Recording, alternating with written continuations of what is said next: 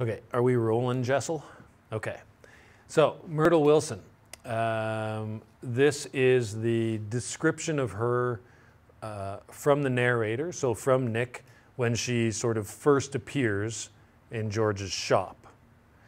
And so he says, she was in the middle 30s and faintly stout, but she carried her surplus flesh sensuously as some women can.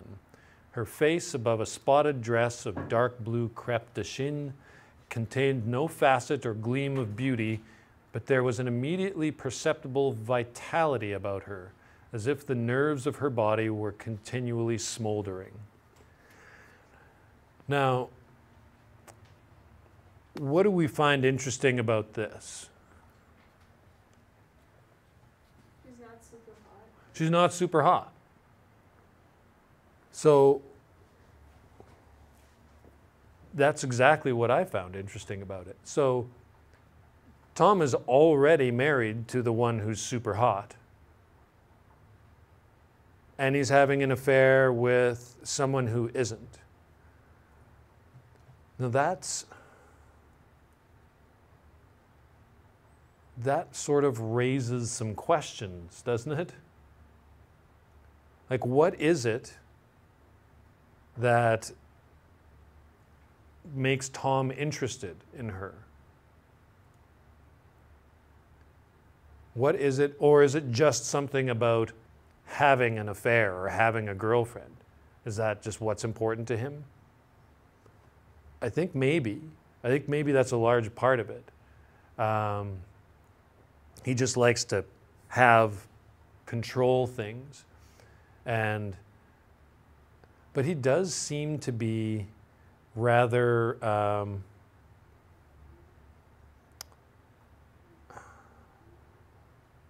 rather attached to her.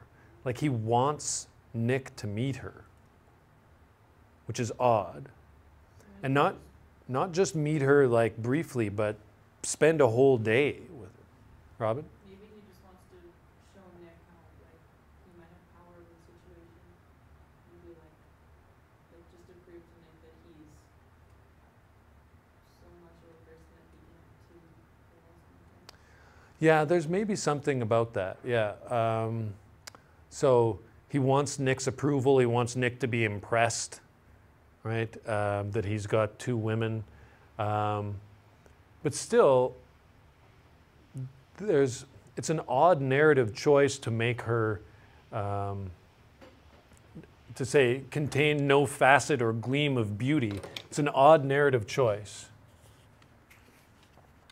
And not a necessary one.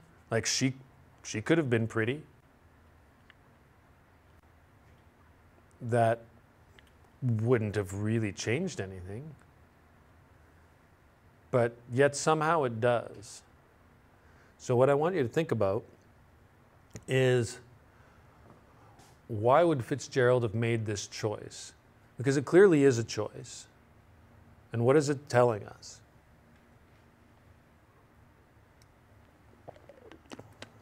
Yeah. Maybe it just points more to that Tom could just want her just to have some like excitement in his life instead of, or like what I was saying before, that he wants like more power, more control. Because it's not like he was it's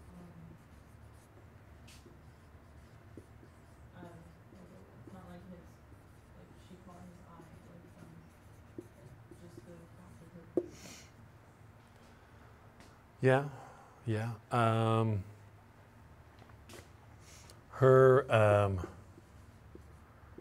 Her lack, apparently, of beauty is irrelevant to Tom.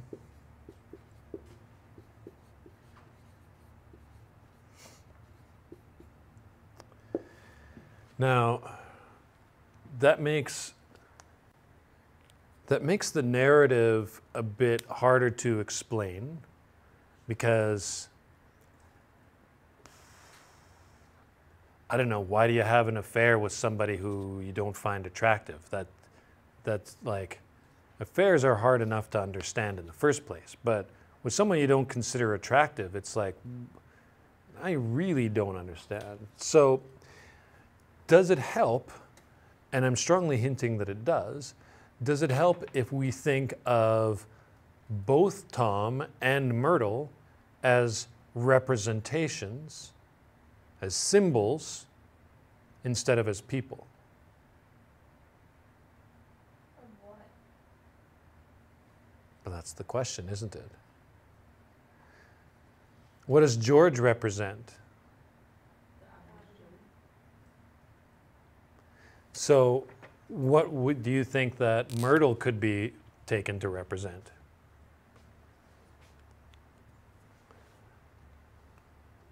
Maybe just the average Jane. Maybe it's just as simple as that. Maybe it is anyone who wants to ascend to the next social tier, right? If you want to climb the ladder, right? You want to go to California and become a star, right? Then you get used by those above you, right? And so Myrtle gets used maybe more than anyone because she wants that next rung on the ladder, right? She wants to reach that next level of society. So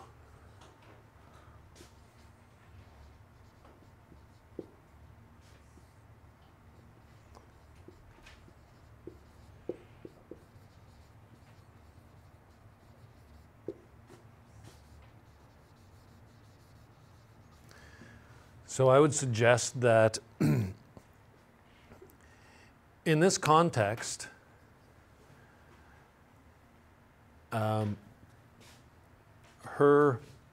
this is what makes her lack of beauty irrelevant.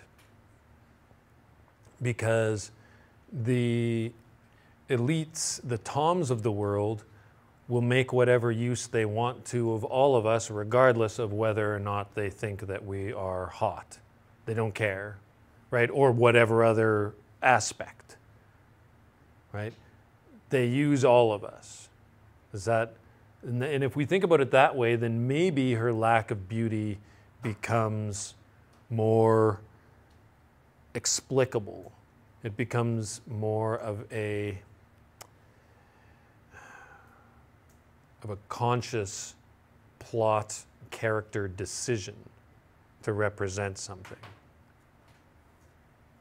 So, thought, that is all. Just a thought for you to have in mind. Now, I'm going to introduce here briefly a few of the symbols. So, Jesslyn, I'm going to get you to pause that again.